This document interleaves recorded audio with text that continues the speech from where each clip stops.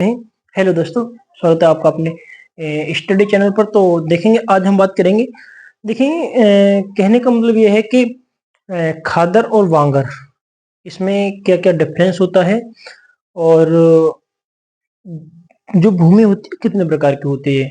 अपने भारत में कई तरह की मृदाएं पाई जाती हैं, 7-8 तरह की मृदाएं पाई जाती हैं। उनमें से आज विशेष तरीके से हम बात कर लेते हैं कि भूमि जो होती है खादर और बांगर में अंतर क्या होता है। देखिए, या दोआब क्षेत्र ये होता है ना, जैसे फॉर एग्जांपल ये दो नदियां हैं, एक नदी आई गंगा मान लीजिए, और फॉर एग्जांपल इसे यमुना मान लीजिए, है ना। हालांकि यमुना नदी जो है गंगा की एक सहायक नदी है। इसे आकर ये इस स्थान से जैसे चलती है तो आकर गंगा में मिल जाती है ना। तो अब ये जो स्थान है, बीच का जो स्थान है, इसे बोलते हैं दोआब भूमि।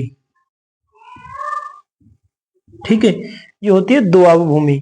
और ये जो दोआब भूमि होती है, दोआब भूमि लगभग में बहुत अधिक उपजाऊ होती है, क्योंकि इसका उपजाऊ होने का मेन रीजन ये होता है कि गंगा यमुना की। अब जैसे देखो, खादर जो भूमि होती है, खादर उस भूमि के लिए बोलते हैं जैसे जिस स्थान पर गंगा का जो पानी है आकर कुछ दिन ठहरता है और वहां से फिर वापस चला जाता है, और उसके पश्चात में वहां की जो मिट्टी होती है उपजाऊ बन जाती है। ठीक है, और वह कहलाती है खादर भूमि।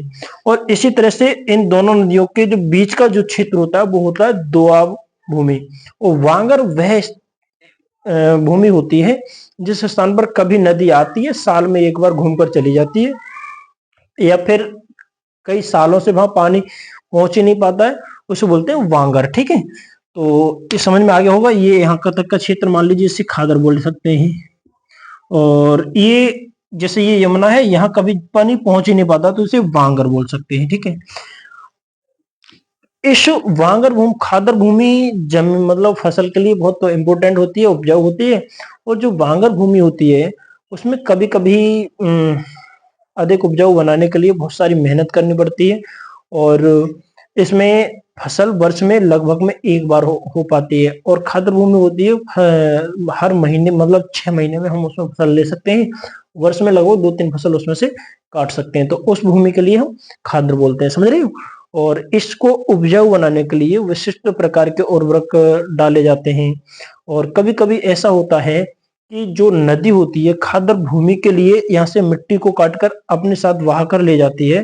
तो उस स्थान में की जो मिट्टी होती है एक स्थान से दूसरे स्थान पर जब चली जाती है तो वहां की जो उपजाऊ, फॉर एग्जाम्पल जैसे मान लीजिए ये भूमि है, यहाँ पर नदी है, वर्ष में एक बार तो खादर भूमि में जब नदी का जो पानी है आता है। अब उस स्थान पर जैसे ये बहुत उर्वरक मिट्टी है, यहाँ की बहुत बढ़िया मिट्टी है। अब जैसे नदी आई, नदी वहां से बहाकर उस मिट्टी को लगभग में कई किलोमीटर आगे ले जाकर छोड़ देती है। अब जो आगे ले जाकर उस मिट्टी को छोड़ा गया है नदी के द्वारा, तो यहाँ की जो उपजाऊ मिट्टी थी वह कर आगे चली गई। तो यहाँ से पता नहीं इन जो नदी के बराबर के खेत होते हैं एक स्थान से दूसरे स्थान पर पहुंचती रहती है मिट्टी, और वहां के खेत कटते रहते हैं, इधर से उधर होते रहते हैं। ठीक है, तो I hope you understand easily this topic and meet next video. Thank you.